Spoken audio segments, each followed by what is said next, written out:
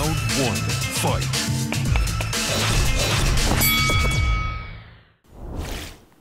안녕하세요. 박종원의 경제한방입니다. 우크라이나 침공 사태 이후에 사실 또 우리 입장에서 반드시 신경 써야 되는 부분이 있는데요. 중국이 혹시라도 대만 관련해서 어떠한 행동을 하지 않을까 많은 분들이 우려하실 것 같습니다. 그래서 이 강준영 한국외대 교수님 모셨습니다. 안녕하세요. 안녕하세요. 대만 하면 정말 강준영 교수님이 정말 정통하셨다고 볼 수 있는 것 중에 하나가 또 대만 국립정치대학교 동아연구소 중국 정치경제학 박사시잖아요. 네, 그죠? 그렇습니다. 네.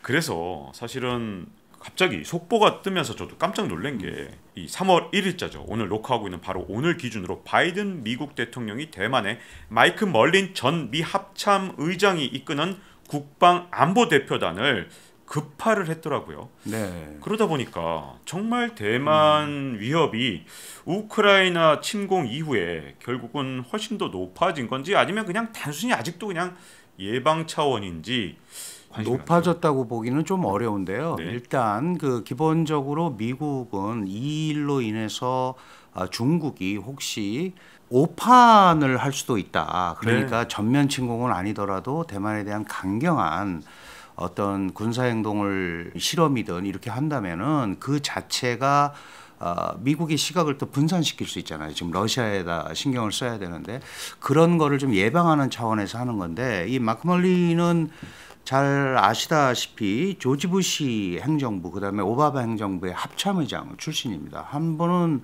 공화당에서 했었고요. 또 한 번은 또 민주당에서도 했었고. 그래서 이 소위 미국이 얘기하는 서태평양 지역의 어떤 균형 이런 데 대해서 아주 잘 알고 있는데 그럼 왜 보냈느냐?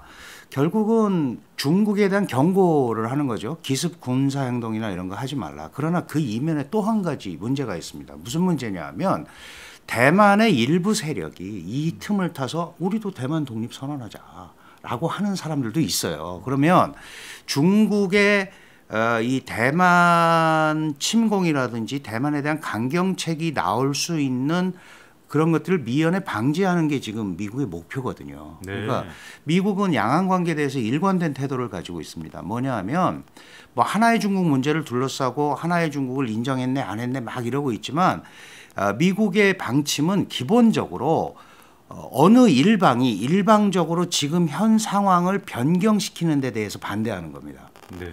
그러니까 겉으로는 우리가 언제 하나의 중국 안 한다고 했냐. 한다. 그런데 변경하지 말아라. 일방적으로. 다시 말씀드려서 그 변경은 중국에서부터 올 수도 있지만 대만 내부에서 독립 성향이 강해진다거나 이렇게 된다면 그게 중국한테 빌미를 줄 수가 있잖아요. 네. 그러니까 하나는 중국에 대한 경고, 그다음에 다른 하나는 대만이 좀 이 부분을 차분하게 지나가라는 그런 일종의 당부가 들어있는. 그리고 왜 우리가 이렇게 뒤에서 지원을 해주지 않냐 이렇게 얘기를 하고 있고 그다음에 마이크 폼페이오 그 지난 국무장관이죠. 지금 이제 다음번 대선에 공화당 선두주자로 지금 나서고 있는데 이 마이크 폼페이오도 2일, 3일, 4일, 5일 대만을 방문합니다. 그렇더라고요. 네네. 폼페이오 전 장관은 왜 또 그렇게 같이 왜냐하면 또 거기가 이제 중국에 대해서 강경 발언을 계속 했었고 중국 측 표현에 의하면 악마화한 사람이거든요. 그건 그렇죠. 대만한테는 중국의 어떤 소위 전체주의성이라고 그럴까 이걸 세계에 알린 사람이니까 왔는데 이게 사실 공화당이고 퇴임한 사람이기 때문에 미국 민주당 행정부에서는 이 부분을 공개를 이렇게 크게 하지는 않습니다.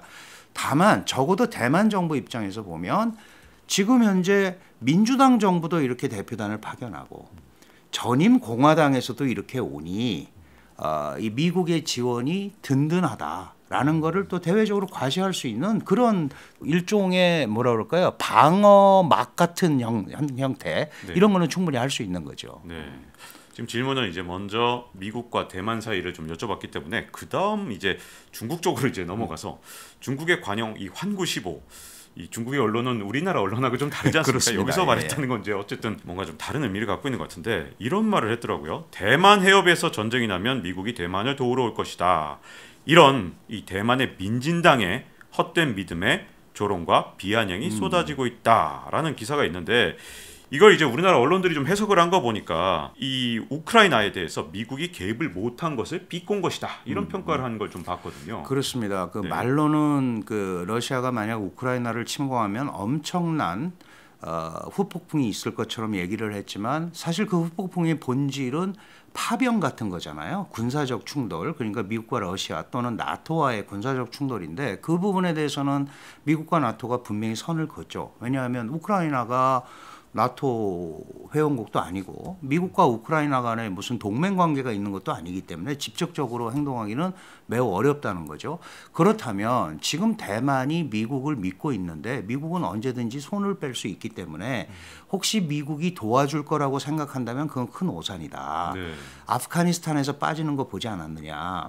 철군하는 거. 그다음에 이번에 우크라이나 전쟁에서도 미국이 평소에 강경하게 대응하겠다고 한 거와는 좀 결이 다르지 않느냐. 그러니까 대만 당신들도 너무 미국을 믿지 마라. 이제 이런 얘기를 한 거예요. 네. 그러니까 대만 입장에서 보면 이거는 이제 대만 국민들에 대한 경고죠. 왜냐하면 지금 차이잉원 민진당 정부가 결국 우리 배후에는 미국이 있고 특히 아베까지 나섰습니다. 아베는 전임 총리인데 미국이 대만에 대해서 분명하게 방어해 주겠다라는 거를 명시적으로 다시 한번 확인해 줘야 된다라는 얘기까지 하고 미사일도 팔아야 된다 막 이런 얘기까지 하고 있거든요.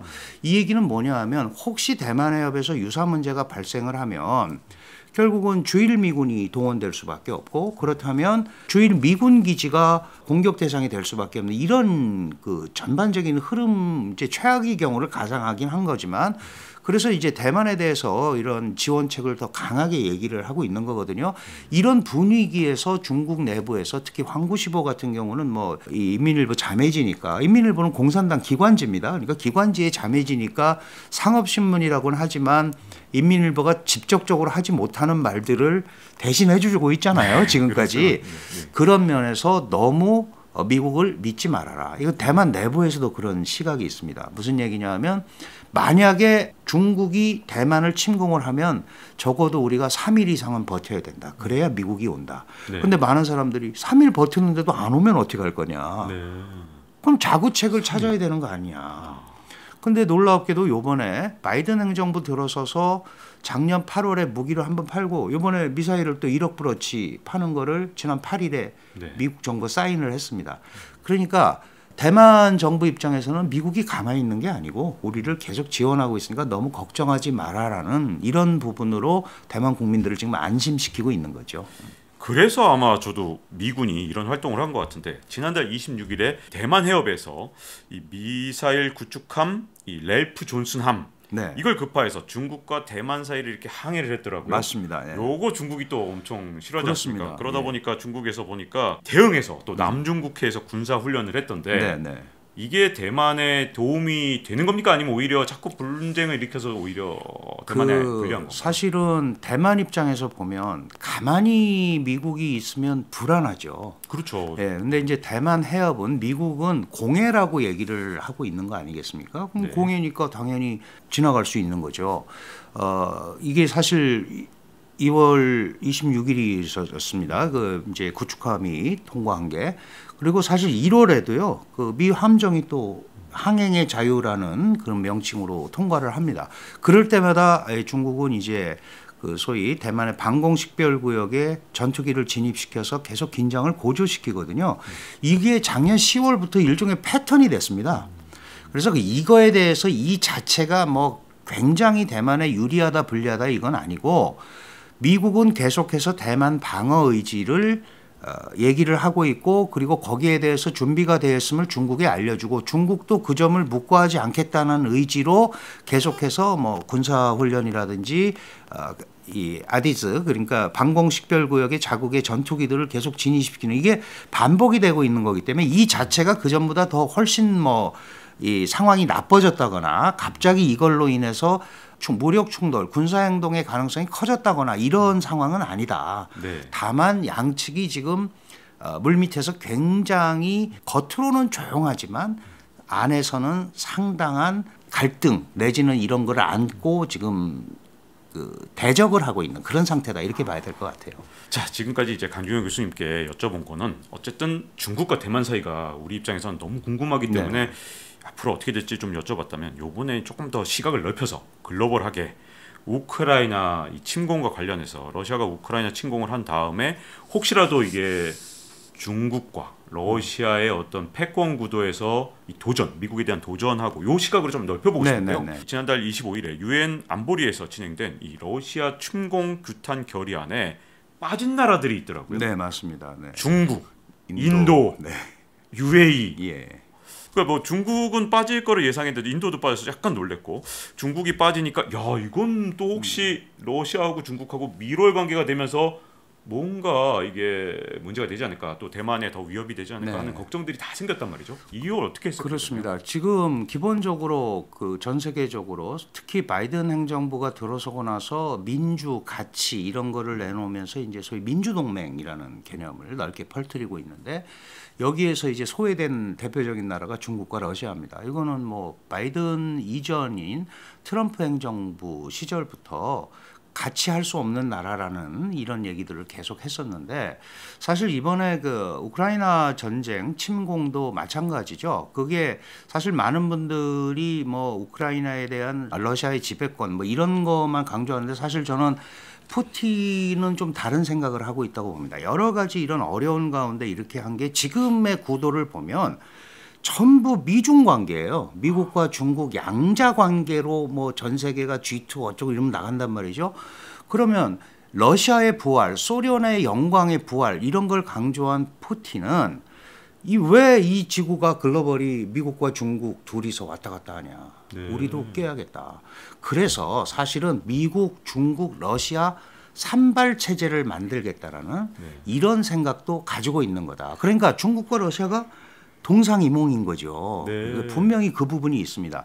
그래서 중국과 러시아가 사실은 겉으로는 할 수 없이 미국이라는 대상을 놓고는 협력을 하지만 내부적으로는 굉장히 복잡하거든요. 특히 이 중앙아시아를 비롯해서 소위 실크로드라는 개념으로 접근하고 있는 중국의 자본을 푸틴이 매우 싫어하죠. 네. 우크라이나도 마찬가지입니다. 거기 와서 중국 자본이 들어오고 그러면 러시아하고는 아무래도 좀 거리를 두려고 하지 않겠습니까? 그래서 네. 이런 부분도 사실 다 내부적으로는 조금 고민이 들어 있었다라고 보는데 지금 제일 그 곤혹스러운 거는 중국입니다. 네. 중국은 잘 아시잖아요. 영토의 보전 이거는 해야 된다. 그리고 내정 불간섭입니다. 다른 나라에 간섭하지 마라. 러시아가 우크라이나를 침공한 거는 영토의 완전한 보전을 깨트리는 거예요. 그러면 그건 러시아를 책망해서 마땅한 일인데 미국이 개입해 있으니까 내정 간섭하지 마라 라고 또 이제 미국을 양쪽을 욕하는 모습을 보였단 말이죠. 네. 그런데 스탠스를 잡으려면 어쨌든 중국과 러시아가 같이 가야 된단 말이에요. 그러니까 보이지 않게 러시아 편을 드는 거예요. 그럼 대놓고 들기는 굉장히 어렵습니다. 네. 그 아주 극단적으로 대만이 독립을 선언했다. 우크라이나의 두 개 공화국이 독립을 선언해서 그거를 지원하기 위해서 간다 하는 게 우크라이나 침공이 또 한 요인이 됐는데 그러면 내가 대만 도와줘야겠다 서방 국가가 네. 그러면 어떻게 할 거냐. 네. 그렇게 극단적인 예까지 드시는 분들도 있어요. 근데 그렇게까지는 안 가겠지만 어쨌든 중국은 지금 곤란한데 근데 실질적으로 러시아가 이 수입 제재라든가 이런 데 아주 곤란해지니까 지금 이 와중에도 러시아 제품을 많이 구매하라는 지시가 내부적으로 내려갔습니다. 많이 사라. 겉에서는 좀 겉으로 약간 그렇지만, 좀 네, 중립적인 그렇죠. 비판도 좀 했다 하지만 실제로는, 실질적으로는 러시아 지금 도와주고 있는 거군요. 네, 러시아를 왜냐하면 이 경제 위기가 전 세계적으로 파급이 될 수도 있고 그런 제재들이 세컨더리 보이콧으로 중국에도 여파가 있을 수 있기 때문에 러시아의 밀 뭐 이런 거 그다음에 천연가스는 이미 25년간 1억 입방 뭐 이렇게 계속 사기로 25년간 했잖아요.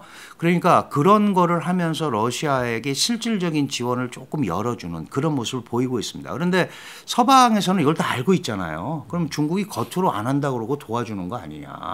그래서 이제 왕이 외교부장이나 이런 사람한테 계속 묻는 거예요. 서방 기자들이. 도대체 니네 스탠스는 뭐냐. 정말 네. 진짜 혼란스럽더라고요. 예, 네. 뭐냐 그러면 지금 말씀드린 이 두 가지 이유 때문에 어떻게 할 수가 없는 거예요. 그러니까 평화적으로 해결되길 바란다.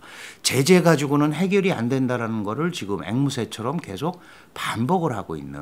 아니 이미 벌써 침공을 했는데 그렇습니다. 평화라니 이게 그러니까요. 뭔가 좀 예. 앞뒤가 안 맞는 말 아닙니까? 그래서 그건? 그런 앞뒤가 안 맞죠, 당연히. 네. 안 맞지만 중국의 그 어려운 입장을 그렇게 지금 표현할 수밖에 없는 이게 지금 중국 굉장히 사실 당황하고 있고, 만약에 우크라이나 침공을 해서 원래 푸틴이 계획한 대로 2, 3일, 3, 4일 안에 수도를 점령하고 해결이 됐으면 괜찮은데, 이게 지금 어떻게 보면 또 장기전 양상으로 지금 전 세계적으로는 거꾸로 역전되는 듯한, 이게 전쟁의 양상이 달라졌잖아요. 옛날에는 우리랑도 먼 데니까 무슨 일이 벌어지는지는 우리가 외신을 통해서밖에 볼 수가 없었는데 지금 젤렌스키가 나 여기 있다 그러고 SNS로 중계를 하니까 그리고 참상을 보여주니까 이게 전쟁 양상이 정보가 어디 하나에만 기대는 게 아니에요. 그렇죠. 이게 세계 시민들이 전부 다 야, 그러니까요. 러시아 저 어떻게 그러면 안 저렇게까지 되겠구나. 만행을 할 수 있냐 이런. 그러니까 이런 상황이었죠. 식으로 이게 흘러가다 보니까 중국도 대놓고 편을 들기가 너무 어려운 겁니다. 아 그런 게 원인이요. 예, 그런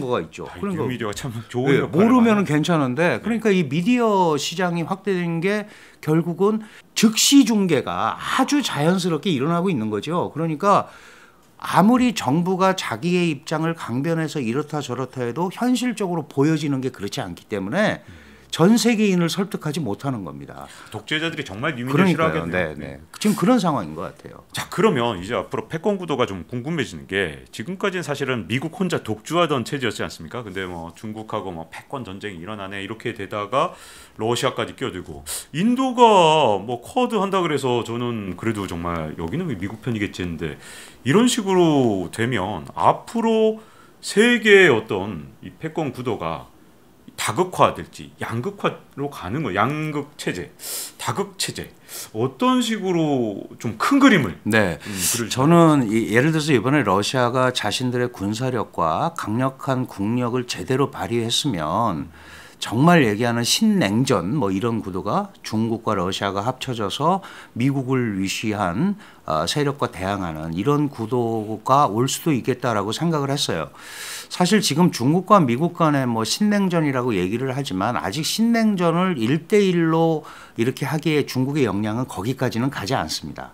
이 바이든 행정부가 트럼프 행정부보다 훨씬 더 그 조밀하게 작전을 짰다는 부분이 바로 그런 부분인데, 이게 예를 들어서 단순한 무역이라든지 이런 거의 갈등만 가지고는 안 되잖아요. 그러니까 여기에 전 세계적인 보편 가치라고 할 수 있는 민주, 자유, 개방, 인권 이런 걸 들고 나왔고, 그게 이제 중국은 어쨌든 세계적으로 취약하고, 그거를 또 그대로 중국의 취약성을 나타내는 부분이 신장 위구르, 그다음에 홍콩에 대한 강압 이런 것들이 나타나 있잖아요. 그러니까 이런 부분은 바이든이 꺼내서 세계적으로 호소를 한 거죠. 그리고 결정적으로 지금까지 하고 있는 기술 교류, 이거는 미국 업체들도 중국의 물건을 팔아야 되니까 그거는 디커플링이 완벽하게 일어나기 어렵습니다.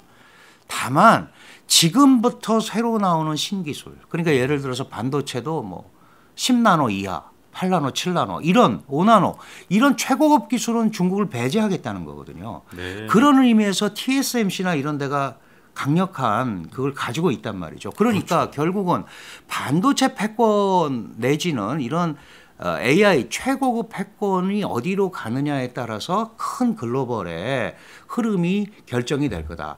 더 이상 무기를 가지고 지금 가장 푸틴이 곤혹스러운 게 핵 얘기했다가 지금 완전히 전 세계적으로 역풍이 대단합니다.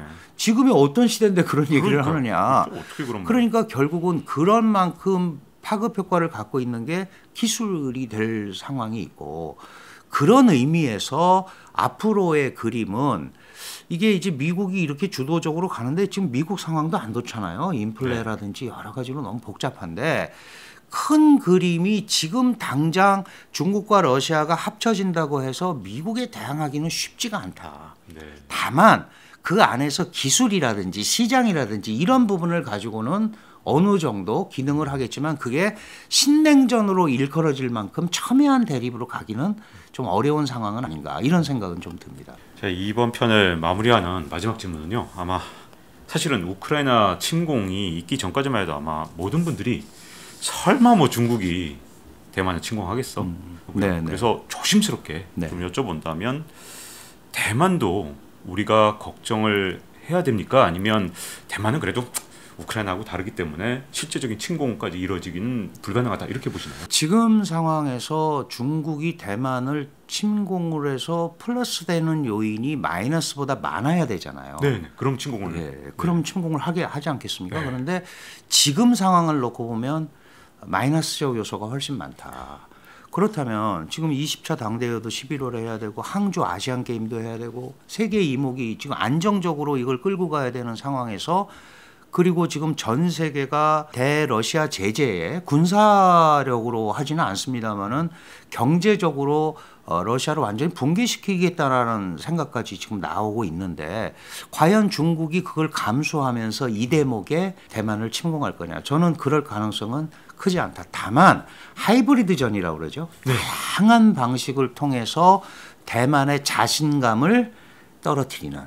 그러니까 함부로 얘기하고 함부로 미국 쪽에 가까이 갔다고 우리한테 대들지 마라. 이런 액션을 계속할 거다.